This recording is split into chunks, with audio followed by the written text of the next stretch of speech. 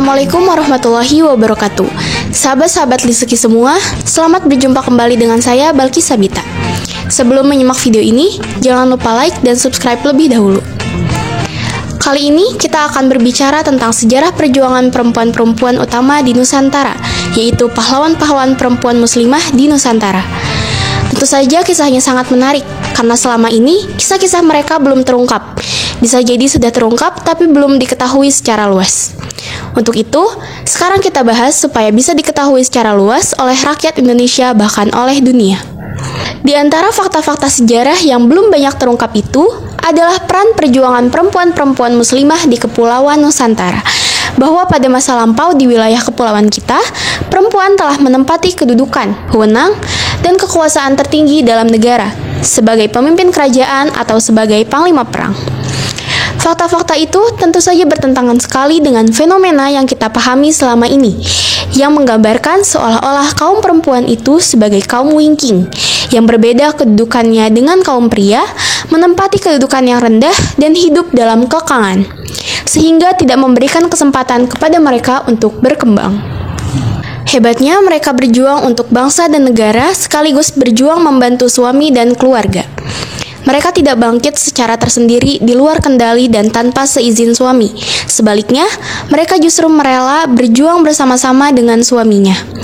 Dan ketika kemudian sang suami gugur dalam perjuangan itu, mereka tidak berkeluh kesah dalam kesedihan, tetapi segera tampil meneruskan perjuangan suaminya dan mengambil alih pimpinan perjuangan.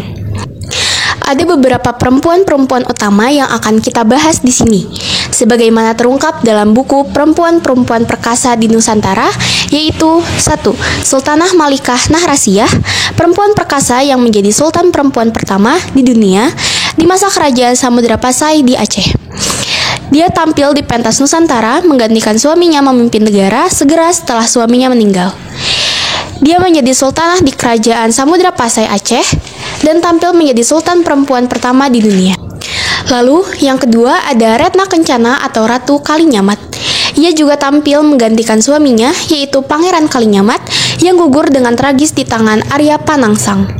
Ia sempat menderita kesedihan amat dalam atas kematian suaminya itu, hingga ia tirakat dengan tapa telanjang. Akan tetapi, ia segera bangkit dan berhasil membalas kematian suaminya dengan tewasnya Arya Panangsang dalam suatu pertempuran melawan Jaka Tingkir.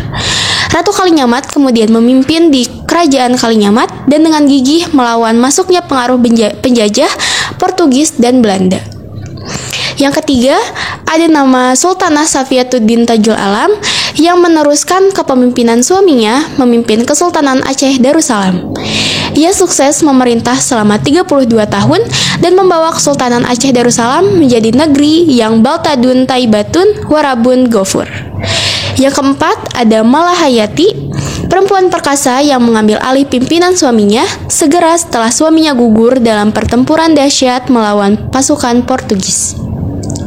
Malahayati kemudian menjadi pemimpin angkatan laut di Kesultanan Aceh Darussalam dan tampil menjadi laksamana perempuan pertama di dunia.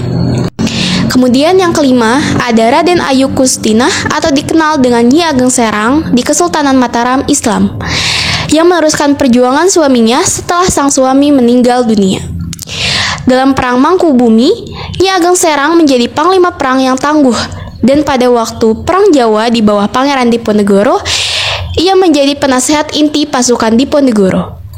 Nyi Ageng Serang juga adalah dikenal sebagai seorang intelektual Islam yang aktif membangun literasi-literasi dan menjalankan misi dakwah Islam di Kesultanan Yogyakarta Hadiningrat. Kemudian yang keenam, ada nama Cut Nyadin dan Cut Mutia di Aceh.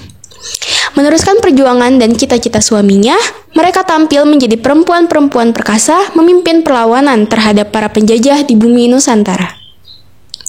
Para sahabat dan pemirsa, itu kira-kira pahlawan-pahlawan perempuan yang akan kita ungkap perjalanan sejarah dan perjuangannya. Semoga bermanfaat dan dapat menambah pengetahuan bagi semua. Mohon maaf apabila ada salah-salah kata, salah-salah bahasa, maupun salah-salah data dalam pembahasan nanti. Pada pertemuan berikutnya, kita akan membicarakan secara detail satu demi satu perempuan-perempuan utama di Nusantara tersebut. Terima kasih. Wassalamualaikum warahmatullahi wabarakatuh.